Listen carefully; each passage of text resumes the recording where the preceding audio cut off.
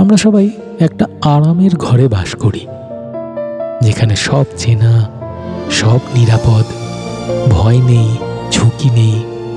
কিন্তু স্বপ্নগুলোও ধীরে ধীরে নিস্তেজ হয়ে যায়, কারণ নতুন কিছু কখনো আরামের ভেতর জন্মায় না। নতুন কিছু জন্মায় যেদিন তুমি ভয়কে বলো, আজ আমি বেরোবো।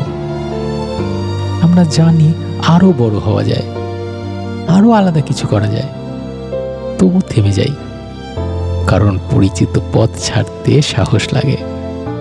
একজন মানুষ যার জায়গা ছিল একদম নিরাপদ, যার সাফল্য ছিল নিশ্চিত, যার কণ্ঠে ভর করে গোটা দেশ প্রেমে পড়েছিল, সেই মানুষটাই বলল, আমি আর সেই পথেই থাকবো না।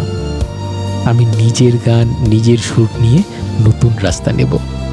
এই সিদ্ধান্তটা শুধু সঙ্গীতের নয়, এটা আমাদের সবার জন্য এক চিঠি, যে বলে স্বপ্ন বড় হলে খাঁচা ছোট লাগে।